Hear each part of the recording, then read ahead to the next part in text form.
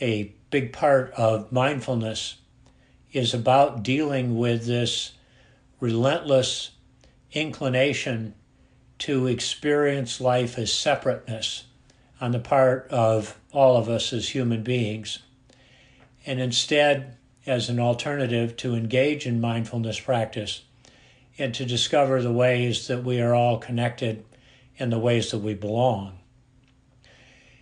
The source of the divide-demic is so much of what's talked about in the emptying the boat story around how we have these hardened opinions that we all harbor. We have these cognitive processes that have led to preconceived assumptions and opinions and biases and preferences about most everything. And when we are caught up inside, controlled by, under the strong influence of the assumptions and opinions, that's when we are likely to engage in othering, in hearing about or from people who see things differently from us and tending to push them away, to say they don't know what they're talking about, they've got it wrong, I know what's right here. And it can lead to a lot of negative statements about other people, disparaging people, disdaining them. And whatever our differences are,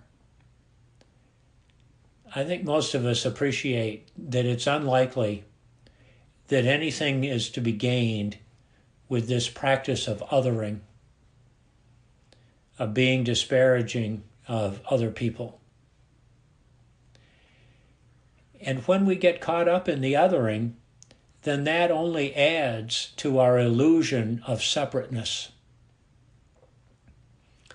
And of course, so many of the four conditions of being human that are beyond our control contribute to our sense of separateness. Even though it's only an illusion, we're all connected. We're connected in ways that we don't even begin to understand. And we have so much more evidence of that today than we ever used to have.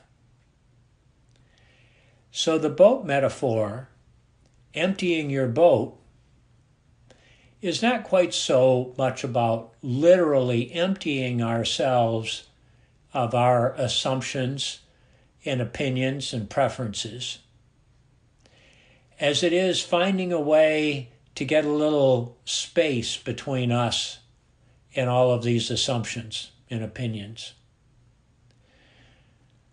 A friend of mine used to teach dialogue to businesses, and one of the ways that he helped people understand this was to invite them to write their biases and opinions on pieces of paper, and then they'd post them up on the wall. And just that physical act of separating from our own preferences and opinions helped us to begin to see them with a little space in between. And it's not so much that our opinions are bad or our assumptions are incorrect. Often they're pretty reasonable. But it's the not being aware of them, not appreciating how they're shaping our thoughts and spoken words and actions in any given moment that can so often lead to behavior that's unskillful and harmful to others. And so when we create this space, then we're shifting towards seeing clearly. We're not caught up in the cloud and the fog of our opinions and assumptions. We begin to see possibilities. We can recognize what it is that divides us, what blocks our sense of shared humanity. And given the understanding that all of us have with impermanence, we can appreciate the value of holding our assumptions lightly. Kay taught me that phrase years ago when she'd say something to me like, "Do you think you could hold that assumption a little more lightly?" When I was asserting some universal truth.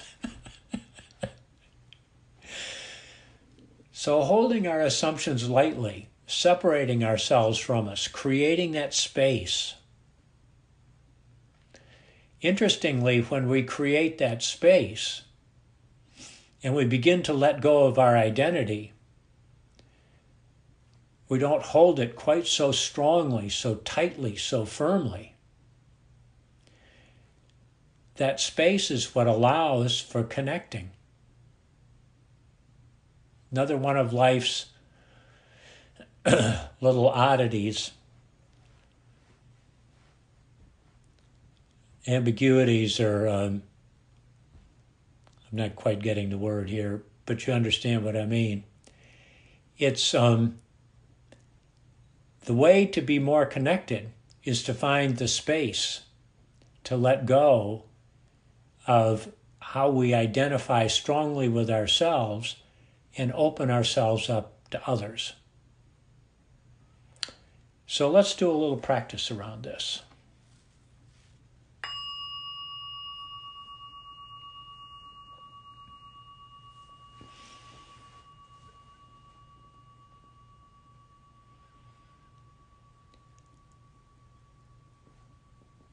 So perhaps taking a deep breath or two and then settling in whatever way works for you.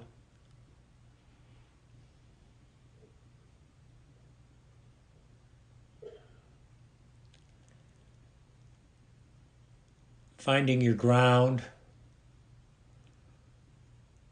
the place where you feel connected and supported, the place that allows for some softening.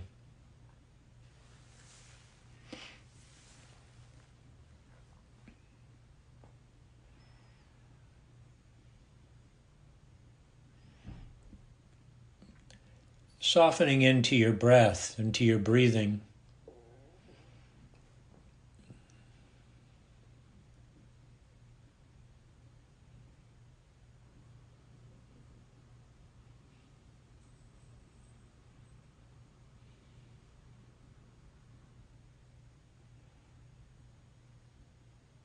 Just being an observer of the breathing process.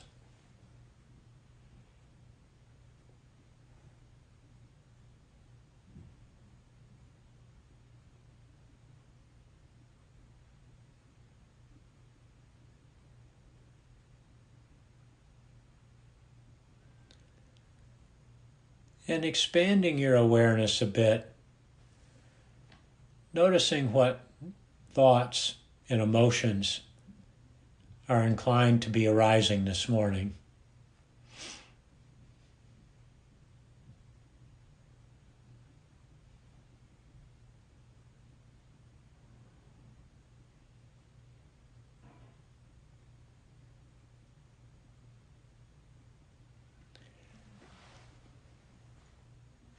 And focusing on one of the thoughts that's arising and considering the influence of your own personal assumptions about how the world works on that thought. How are your underlying assumptions about the world, about you, about life, shaping that thought?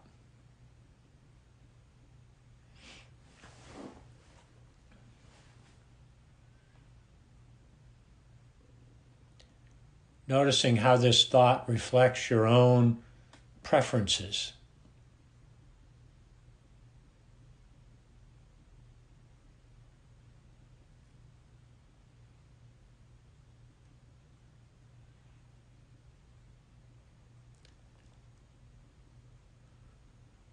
perhaps moving on to another thought that has arisen,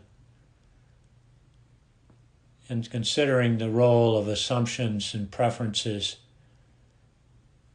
in shaping this second thought.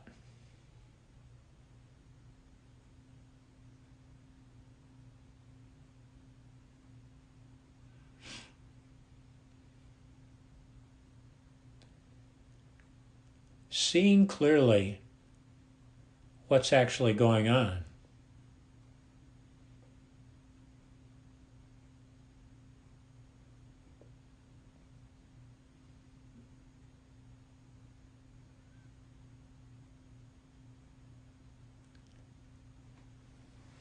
Perhaps noticing how the thoughts that are arising are ones that tend to separate us.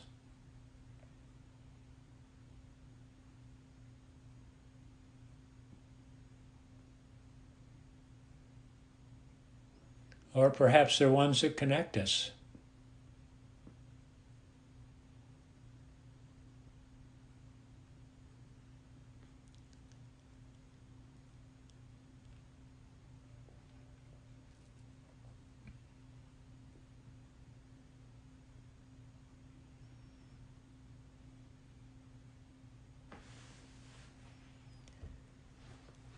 Continuing with this exploration of the relationship between the assumptions and preferences we hold and the thoughts that arise, the emotions that arise.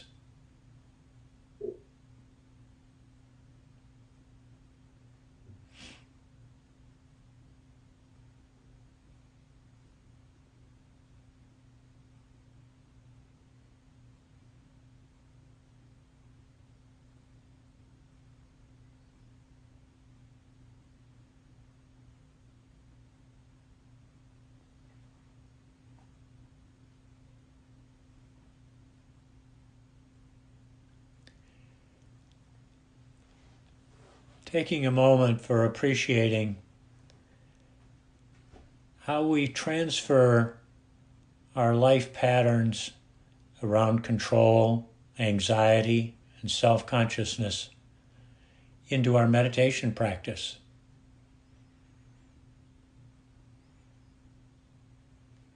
The extent to which our practice is a mini version of our lives.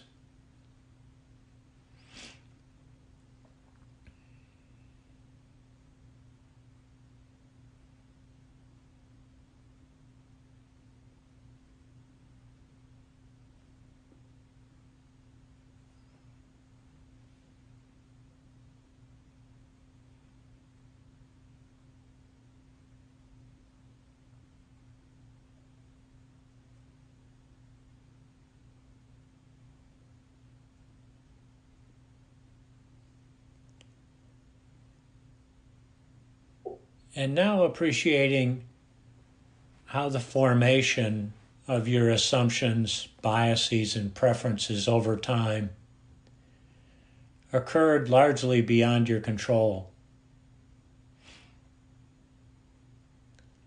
Was so influenced by how we've evolved as human beings, our genetic makeup,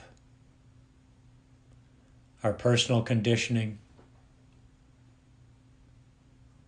cultural and social norms.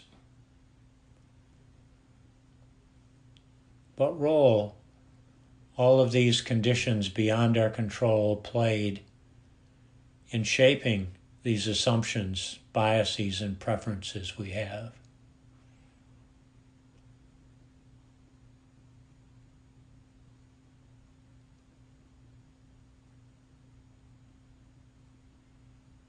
Allowing us now to have a bit of space around these strong influences.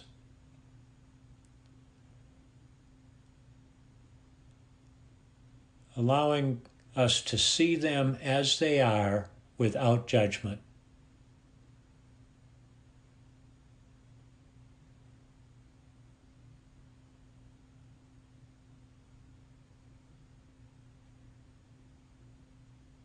Simply seeing this is how it is.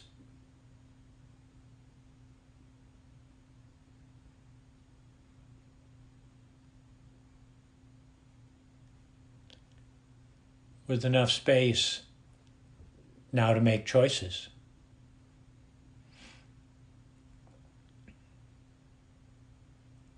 Choosing to be more aware of assumptions, biases, preferences.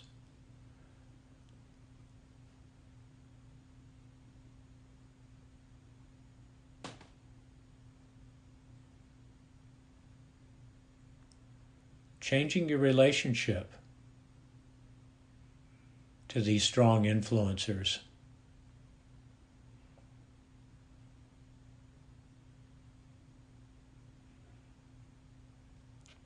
And offering yourself a bit of kindness for engaging in this practice.